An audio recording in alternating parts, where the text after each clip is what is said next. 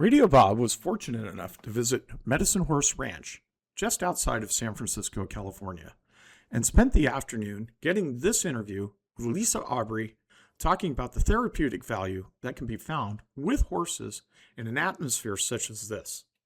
We hope you enjoyed this interview. Thank you. I'm Alyssa Aubrey at my home, down at the barn, my second home. I call this place Medicine Horse Ranch, and it is located on my husband's property, which is the Thornton Home Ranch, founded in 1850 by 5 brothers who came from Ireland with the last name of Marshall. You would recognize that if you live in West Marin. The town of Marshall is named after them. This is a working cattle ranch. It's 1,063 acres. And I've been here since 2005, teaching horse-assisted education. I started in 2001, right after 9/11, and got certified to teach this work, and had one horse, no trailer, living in an apartment, and borrowing horses and equipment to teach this work initially. And then my one horse, her name was Sage, the story is that she was overly confined, like a lot of horses are. She was owned by someone who didn't get out to the barn very much and traveled for a living, and so her life was primarily in a stall. And I answered an ad after 9/11 when I felt my world collapse and all of my plans and the person that I was engaged to collapse, like the Twin Towers, and asked myself a question: what do I love and what I've left behind? And the answer was horses.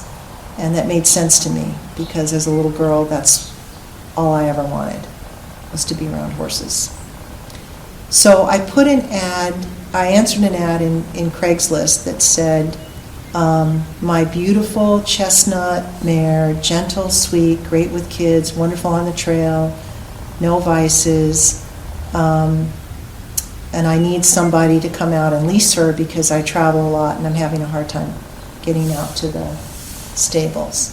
So I answered the ad, and I went out there and I got on her, and she bucked me from the middle of the arena all the way over to the end of the arena and threw me over the fence. So that was false advertising, just FYI, and I loved her. Fell in love with her. She had a white star, a heart rather, on her head, and beautiful, sassy chestnut mare, and she was for me. So I leased her, could not stay on her. She threw me off the back, the side, the front. I walked home constantly. She took me through a field of berry bushes and tore my shirt up. I went home in rags, and I loved her. And I could not figure out how to ride her, and I was sure she was trying to kill me. So the bigger story is, I made her a promise that if she would stop trying to kill me, I would get her out of that stall and back on land. She was a Mustang. She was captured in Arizona brutally, sold to this stable, taking people out on trail rides constantly, and just, did not have much use for people. So that was my promise, and I got some help from a man that I met shortly after that at the Attitudinal Healing Center Black and White Ball. I went there with a date. I wasn't paying attention to my date. I was thinking about my horse and all my problems. And I looked up, and in the sea of black and white, beautiful, elegant outfits, I saw a cowboy hat at the end of the room. And like the Red Sea, I just parted the crowd and ran over to him. Now he says, when I got up to him and his wife, I said, "Hi, I'm Alyssa. My horse is trying to kill me and I need some help." I don't remember saying that, but he says I said that. His name was Franklin Levinson, and he owned the Maui Horse Whisperers. And he was extraordinary. He was an extraordinary horseman. And he looked at me and he said, "Well, listen, we're here tonight. We're going to have a good time. I'll come out tomorrow, give me the address, and I'll meet you at the barn and I'll see what I can do for you." And he came out, and I got my horse out and had my horse all saddled, and I told him, hook, line, and sinker, all the problems I was having with her. And he said, "Okay, let's see what you got." And he got on her, and he got on her to go ride her around this arena that she bucked me over the fence. And I said, "Now you be careful, be really careful." And I stood there as I watched my horse and this rider in perfect harmony go around and around and around and around and around that arena. And I was in tears. And he got off and walked over to me and he said, "I have one question for you. What do you expect from her?" And I said, "I expect she's trying to kill me." And he said, "And that's why you're getting what you get. So I want you to get on her, and I want you to expect the best from her." And I got on, and I rode around and around and around and around and around. And that is how I got into this work. Because he was going back to Maui, but he said, "There's a woman I want you to meet. Your horse doesn't need training. Your horse needs a leader. And she teaches a program, and I think you would benefit greatly from it." And so I went, and 15 minutes into that program, I knew this is what I wanted to do with my life. And I recognized that the only problem this horse had was me.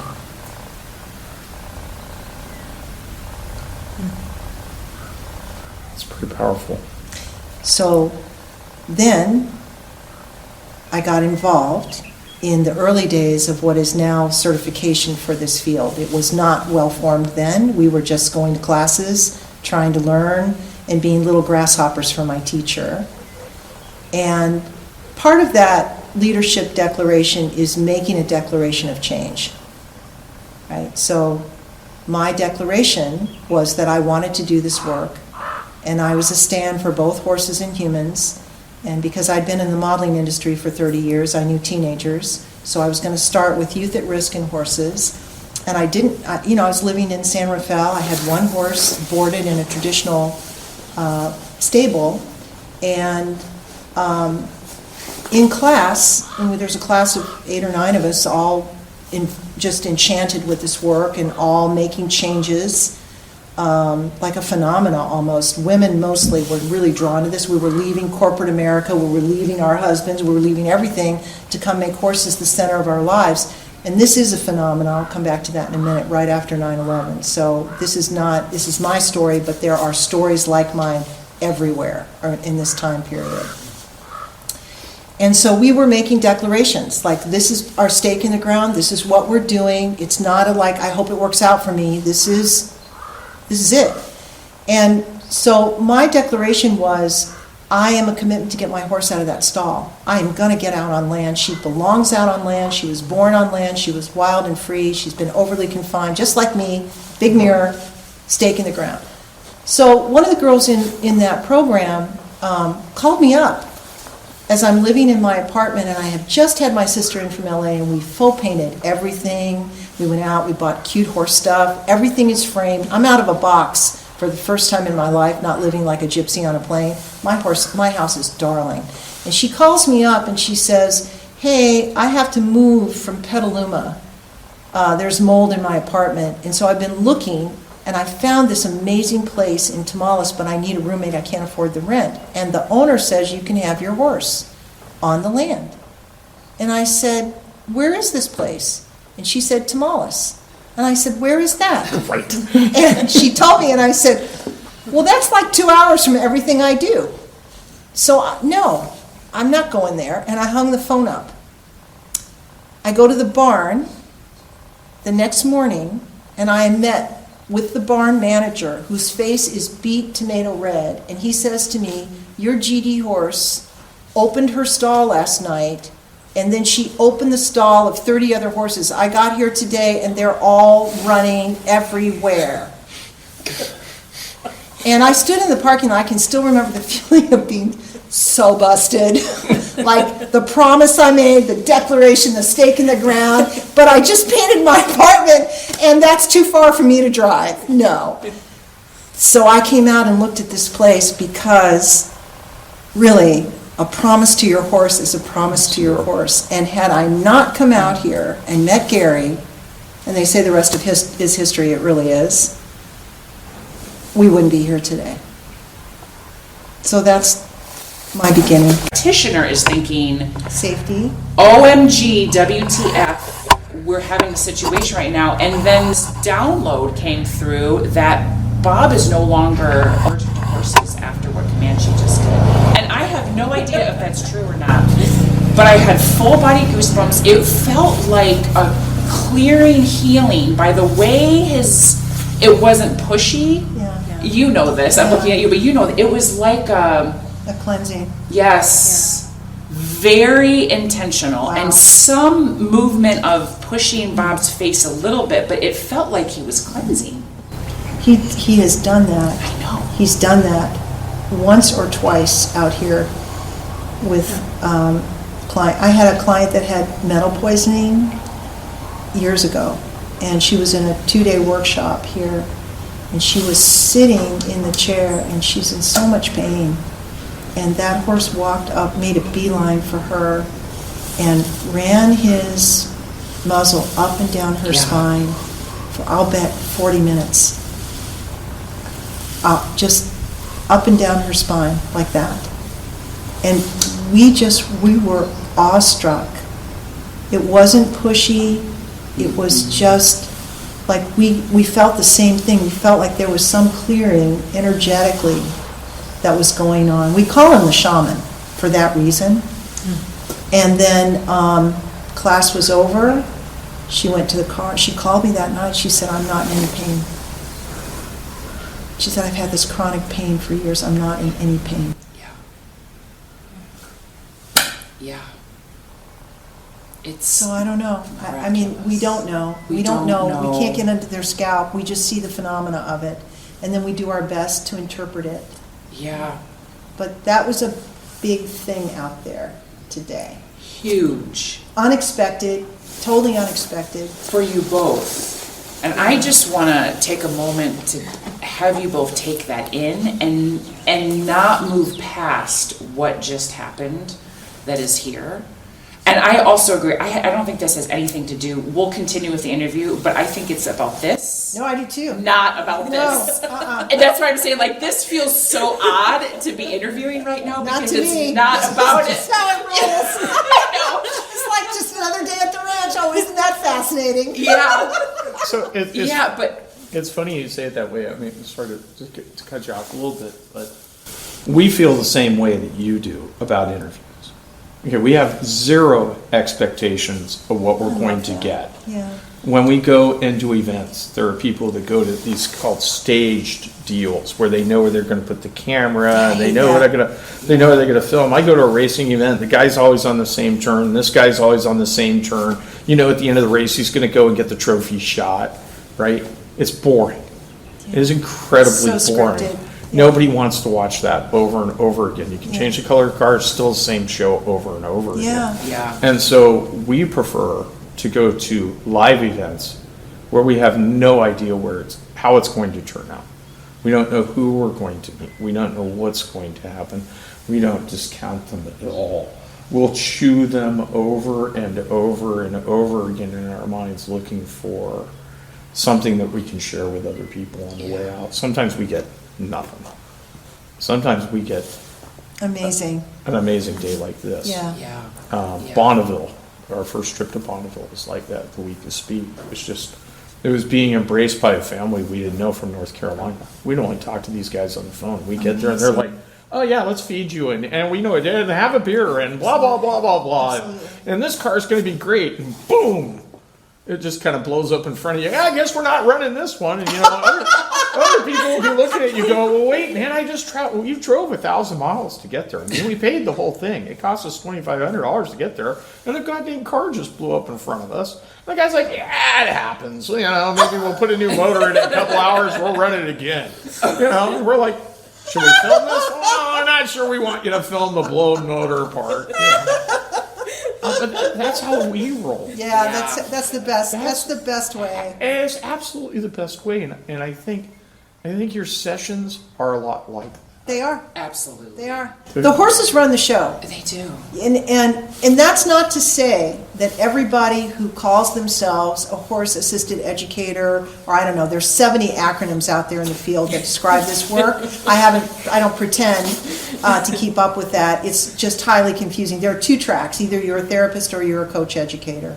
And whatever the acronym is, it's going to fall into one of those buckets. And I'm not a therapist.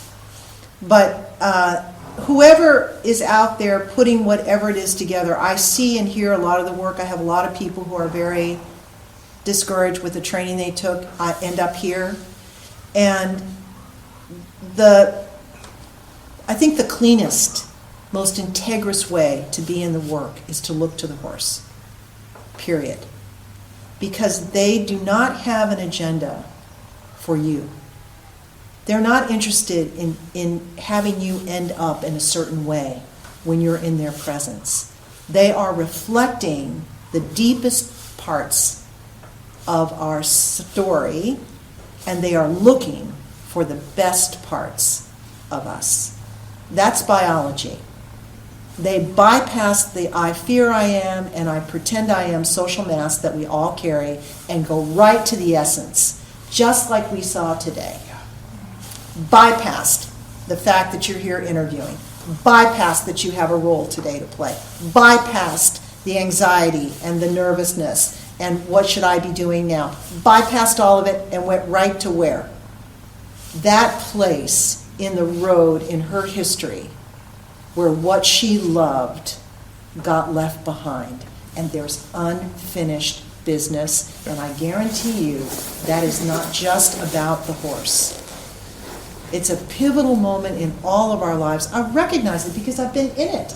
And my horse broke free and freed 30 horses and bounced me off of her more times than I can count, because that was my wake-up call. That was my wake-up call to say, stop doing what you're good at and what you make a lot of money doing in that time, and flying around and doing this and this. Yeah, you're competent. Yeah, you climbed the ladder. Yeah, you did what you thought you were supposed to do to be successful and happy. Yeah, your mother and father approved. Yeah. And where are you? Yeah. I had a big hole in my heart, and I could not articulate what that was until I met that horse, my greatest teacher. And everything from that day forward, from coming here, has been a return of who I know myself to be, the best parts of myself. And isn't that why we're here? Isn't that why we're here? We're not here to fulfill on some script. We're here to find the best parts of ourselves and contribute from that place. So that's always been my stand here. You asked me about the retirement horse deal, and you asked me about my clients. They're one and the same. Do you want to roll that? Yeah, we're rolling now. Oh, okay. Yeah. So, I told you earlier that my vet, when I first moved out here with one horse, I took my vet to lunch, and he told Gary and me, you have all that property. The barns don't want these senior horses. They're a lot of work. It's not a static state. They're not being ridden anymore. They would like them not there. If you opened a retirement horse home for horses, you'd be doing those horses a tremendous service. And those are the kind of horses I would want in my program. I don't want the green, silly horses, 3 years old, you can't predict. You want these senior horses that have had life experience, like people, who aren't thrown, and most of my clients are not equestrians. They haven't been around horses at all. 90% of them come through the gate, they'll never be around a horse. They're veterans, they're cancer survivors, they're coming for teams. They may have had, went to a petting zoo or done barrel racing when they were a kid, but they're not with horses. And this is not about horsemanship. This is about personal and professional development. So he said, they would be perfect horses for your program. So I credit my veterinarian. I never would have thought of that. So I said to Gary, what do you think? He goes, yeah, let's give it a try. So I had told one person, a good friend of mine, her name was Dee, and her sister and I went to high school together in St. Louis. And Dee had a 30-year-old Morgan horse that was retired at Miwok Staples, and she said, I'll bring Nomad. Okay, so I've got my first client. Nomad's here exactly 2 weeks, and the phone rings, and somebody says, I hear you have this retirement home. I have 2 horses I'd like to retire. Okay, how'd you hear about me? I don't really remember. Okay, no problem. So they come out, they get out of the trailer, we walk into the gate. They say, is that Nomad? I'm like, well, how do you know Nomad? Well, my granddaughter took riding lessons on him over at Miwok. Oh, that's fascinating. Okay, yeah.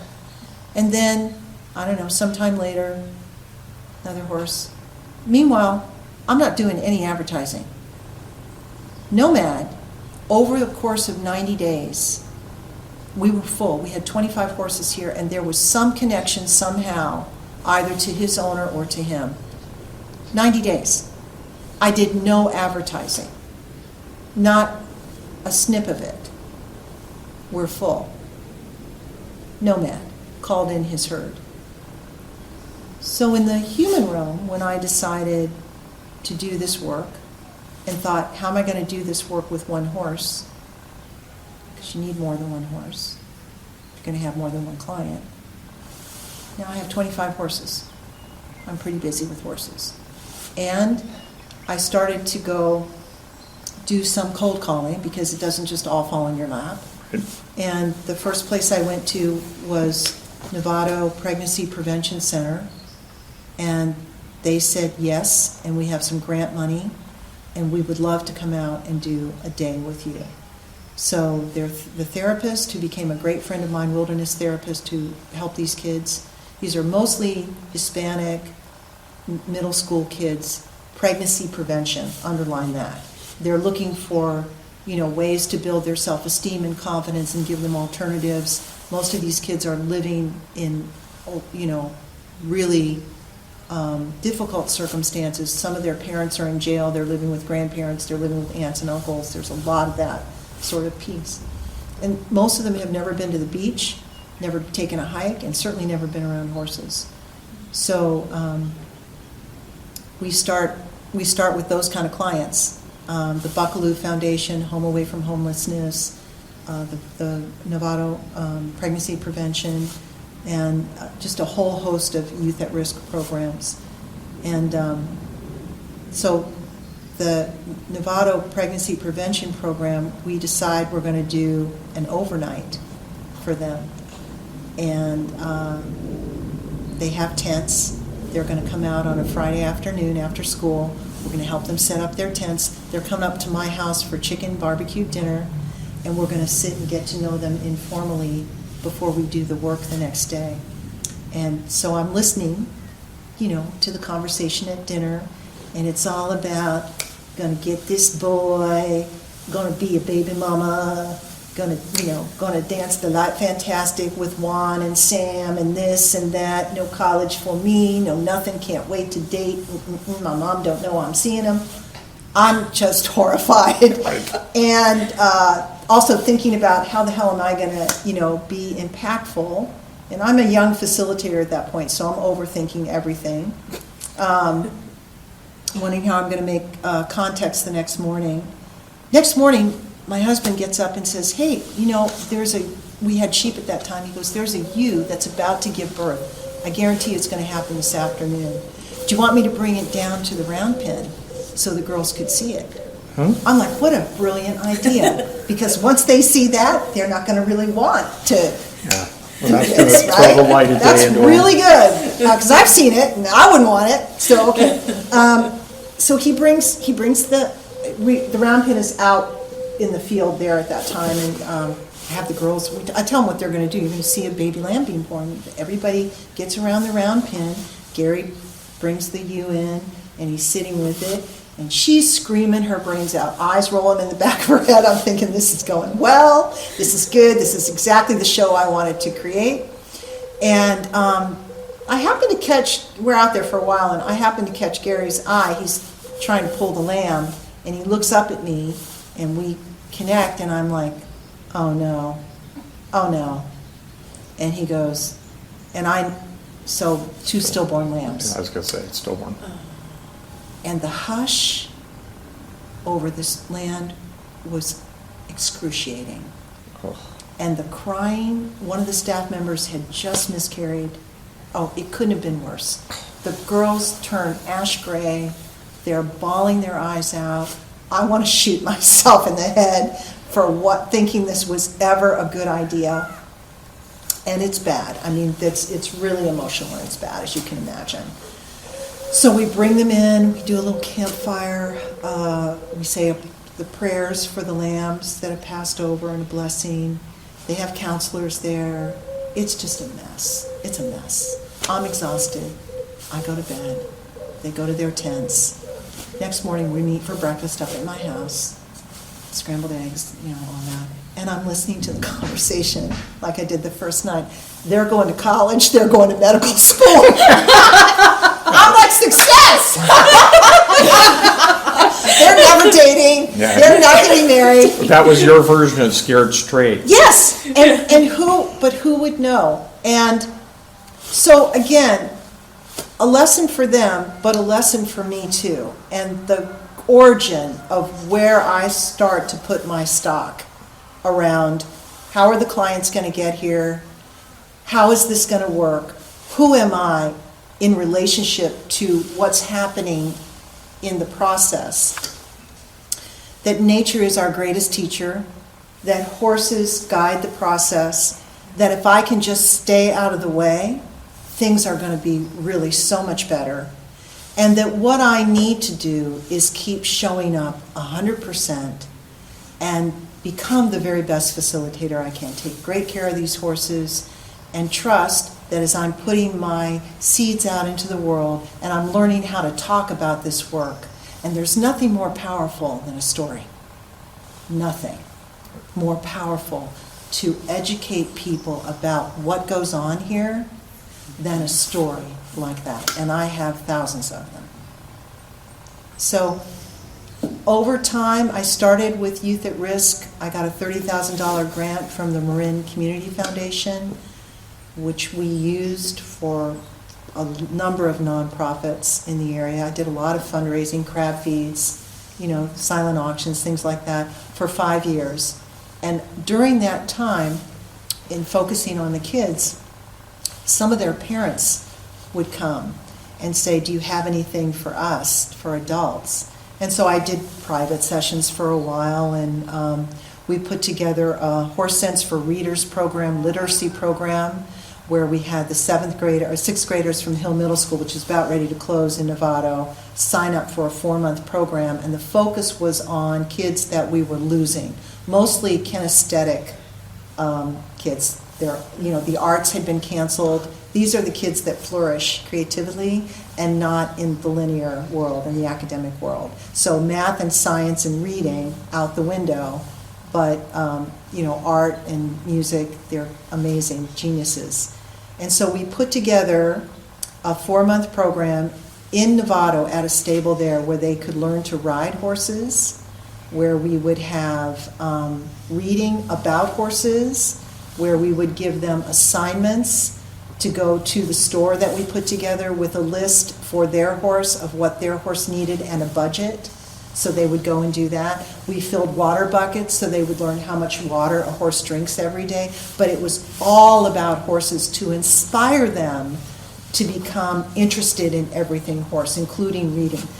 And they also wrote a story. So at the end of 4 months, these were D and F students. The lowest grade that these kids had in school at that time was a B-. And they read 4 books about horses, and they wrote an adventure story that we had published for them, complete with pictures, called their Horse Sense for Readers program. It was incredible. And after that, I got really busy with the recovery community. I had gone to one networking meeting that one of my clients, who was a mother of one of these kids, asked me if I would come and speak because she was a therapist and she was fascinated with equine therapy. And she called it equine therapy, she didn't call it education. But I went in and talked for 45 minutes and then had whoever wanted to come out do a demonstration.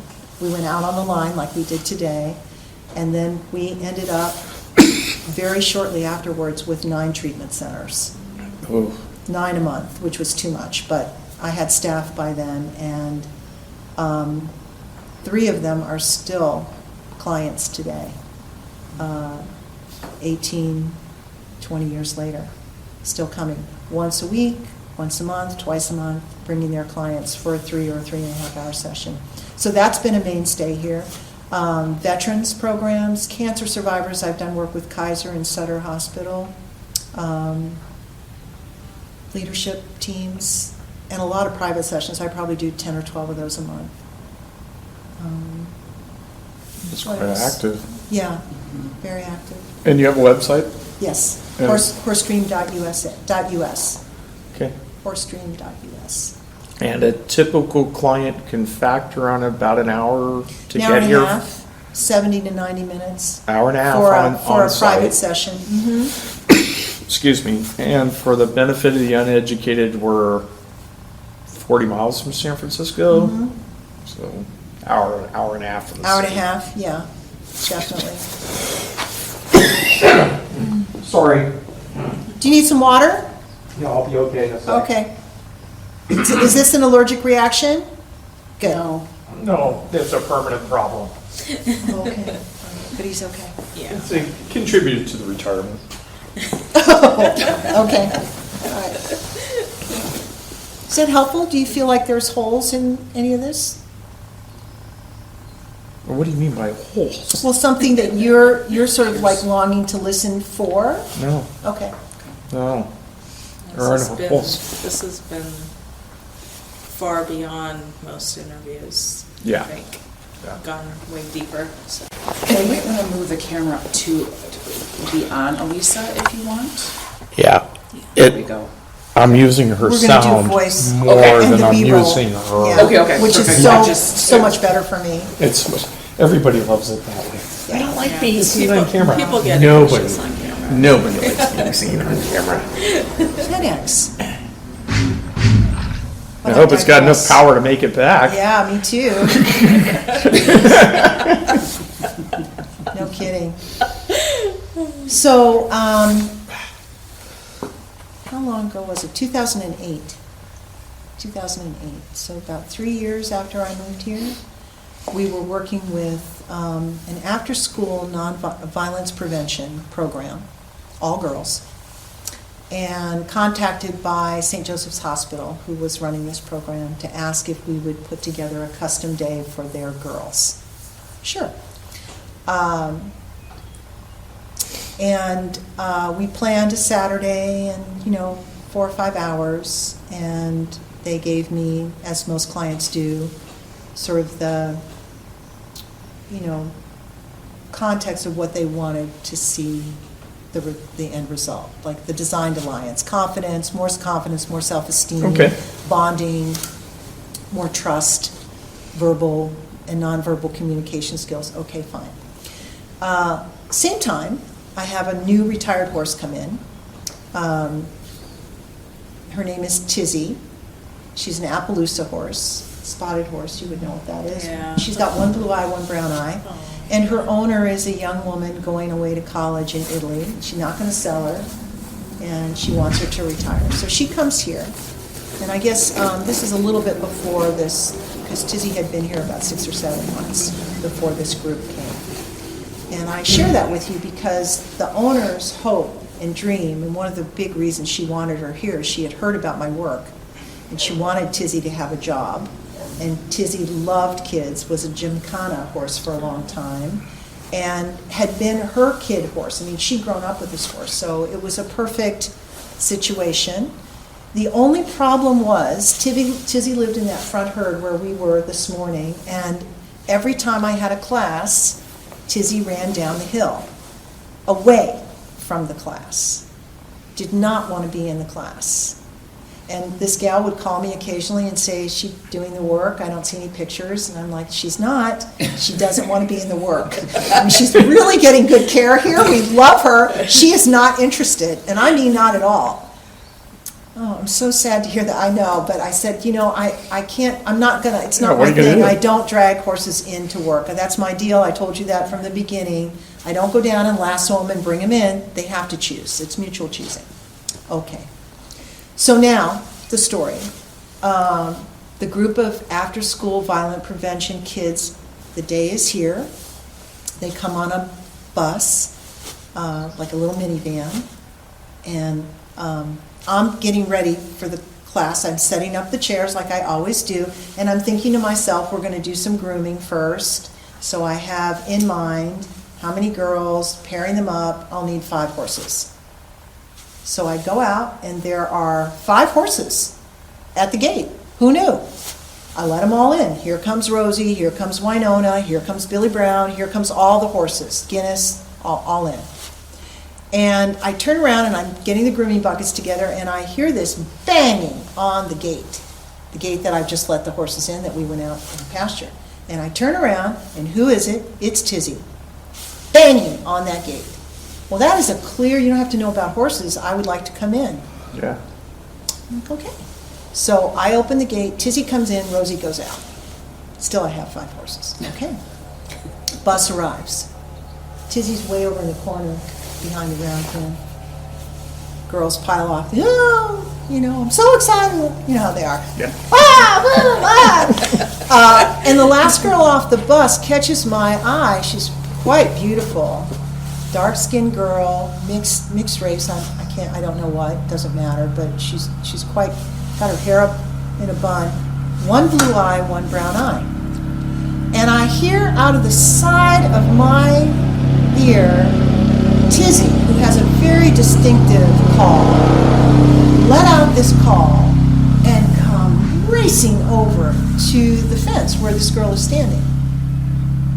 And I am thinking, what in the hell is going on? They don't know each other. I'm positive they don't know each other. And I looked to the director, and I said to her, tell me about this girl. And she said, oh, that's Jaden. And she said, she doesn't speak. Just going to let you know that. She said she had a really horrific thing happen. I think she told me 2.5 years ago before. What was that? She saw her mother murdered. And she has not spoken a word since. She's in therapy. We don't push her, but we include her in everything. Okay.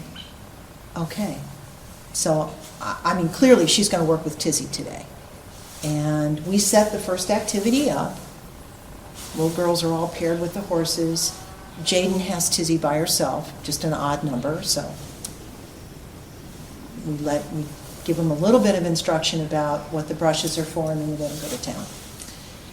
And they're spread out all over, and I've got my staff here, and we're safety spotting, and I have my eye on Jaden, and I notice that she starts with one brush, and then maybe 10 minutes into it, the brush is in the bucket. The horse has now wrapped, you've seen this with mares and foals, now wrapped her. And mares do this with their foals as kind of a nurturing or protective things. In our work, horses do this when there is deep, deep grief in the heart. And it's the only time you see them do it. So she's crying in her mane. The horse has got her wrapped. Grooming session has finished. The others are still oblivious, giddy and... Okay, so now we're complete. Everybody comes in. We're in a little circle. What happened out there? So, I don't know how you would ever accessorize with, on and on. Just how girls are. Just pretty funny. And then I knew that she wanted to be brushed because she went over and picked the brush up. And I really had finished with the brush, but she gave me the brush, and then she gave me the bud. And so I knew that that's where she went, so on and on. So very cute, funny, and they're all animated. And I said, okay, are we complete? And Jaden, who's sitting next to me, spoke. Now I'm going to paraphrase because it took her a long time to get it out. But what she told us was that she had a memory come up with Tizzy about being at her grandfather's ranch, who had horses, and it was his birthday. And her mom was alive at that point. They all went to celebrate his granddad's birthday. And she got up on the picnic table. She didn't have any money for gifts, so she sang happy birthday to him. And when she was finished, the granddad got out of his chair, and he went over and he cupped her face with his hands like that, and he said, your voice is a gift from God. Promise me you'll never lose it. And she said, Tizzy reminded her of the promise she made to her grandpa. And so now she had to talk. That's something. Yeah. And from that day forward, Tizzy volunteered to come in for programs. From that day forward. Found her niche. Yeah, and it was always, you could guarantee that the client she wanted to work with had some deep heart disappointment, grief, or something that needed to be resolved. That was her specialty. So, when I say I let the horse guide the process, I've seen way too much out here to ever think that I know better than they do. That would never have been my go-to place. I had written Tizzy off. You're just going to live as a retired horse, But it's beyond random. There is a place where, early on as a facilitator, I would see some things and I would just think to myself, well, that is so weird. That synchronicity, that's really strange, that's trippy. But all these years later and thousands of clients later, there's nothing random about it at all. Yeah. And I have long ago stopped asking myself why. I just know that it happens. It happens in very nuanced ways, and it happens in very dramatic ways. And I think my job is just to pay attention, not to have an agenda, to let the horse guide, to be open and clean enough so that if I get an intuitive hit, and your intuition gets much stronger if you know this, when you're around these animals and you allow yourself to practice, just my shaman friend would say, having a clean garden hose, no knots in it. The knots are all the ego and the agenda. Just a clean hose, you get a download, and then you trust yourself enough to follow it and to ask the question that came out of nowhere and isn't relevant, and you never ask, but it's like, hello, ask the question. Yeah. So that's really my process, and I don't know that, it's certainly not everybody's, but, and I don't think you can, I have my own style, and you can't teach that, but what you can teach are best practices, and what you can teach is let the horse guide the process. Trust the horse. Trust the horse to take you where you need to go. And be respectful enough to know that they're not tools. They are sentient beings. They're ancient beings. They've been on this planet 60 million years, much longer than we have. And, there's a lot of similarity to our species. These are horses that are born to be of service as we are, and that are at their very best selves when they're in the right place, the right environment, doing the thing that they know how to do. Yeah, that's been, it's been proven time and time again. I remember reading, where was that? San Francisco Fire Museum. I don't know if you've ever been there, but it's in one of the older fire stations in the city of San Francisco, so that they still have the stables and the hay lot in that building. And there were discussions there about how when the bell would ring, the stable doors opened automatically. So that the horses knew they were coming out. It saved time. After a while, the horses were never led from their stables They to their just positions. They simply walked right over and got Got in in them. position. And knew as soon as that harness was on and you guys were on, you were going for a ride. And they were happier than hell to tow that thing to save somebody's life. And you see it with the draft horses. Yes, All the time. you do. It's really apparent. You've got this huge animal and you've got a 4-year-old kid walking around at the bottom. The kid's safe. Totally. Totally. That horse never. It's not its job. It knows. They My do job's know. to drag the log. Yeah. Yeah, It's the amazing. knowing isn't an intellectual knowing, and I think, I read, I think it's called The Outer House, and there's a line in that poem that I love that it has to do with when we think we know them, we err, and we err greatly, that they are other nations, and we are babies at understanding that. We're babies. Yeah. That's how she feels about Western medicine. Yeah. Well, we talk about it all the time. We're like, "Hey, no, the herbalist knows more than the Western medicine guys. And They've been at it longer. so much of our culture, especially the indigenous, so wise and live so connected to the earth, and we as a culture live so disconnected. It's just no wonder, we have the problems that we do. Well, we like to put up walls. And walls don't move. They don't bend, and you got to put an opening in them, which means either somebody else had to put it there for you, or you have to create the opening. And we engage surfers all the time because surfers don't believe in walls. Walls are non-existent to a surfer. It's just another form of energy I'm going It's to an bounce energy. off of. Yeah. Yeah, exactly. Absolutely. And that's what you're talking about. Exactly. You're using the horses, another form of energy we're going to bounce off of, but it's And not going to stop. I've seen that with the horses too. Like, this means nothing to them. You have a horse in here, you bring the lead mare in from the herd, she's still directing out there. Still directing. Yeah. And I've witnessed that. We had a mountain lion here, which we didn't know about years ago, and my horse broke out of her stage, same one, out of the stall, and did like wheelies around the group, over and over and over and over and over again, calling out and coming in behavior I'd never seen. We had a mountain lion out there. She's calling to her herd. In for class, opened the back stall and zipped her. The only time she left the circle, there was some pie over there. She went over and stopped and had a little taste and then came right back. So, self-care first.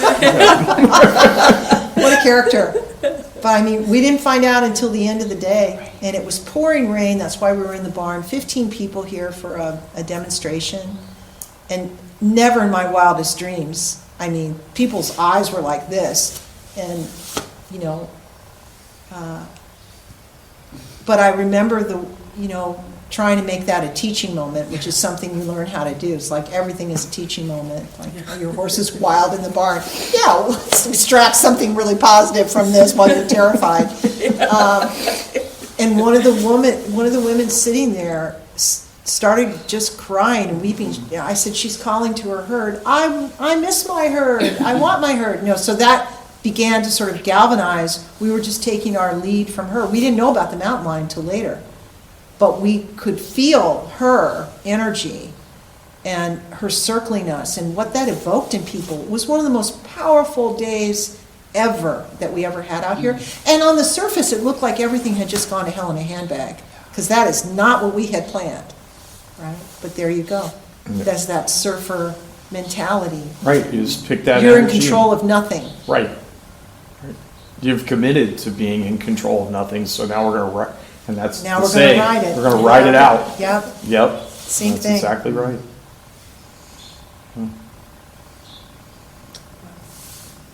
How are you doing? She's smiling. What do you mean, how is she doing? And I'm not downplaying that, and she knows that too. It's just, It was a lot to take in. it's a lot to take Yeah, and you're in, still but processing I'm a still little bit.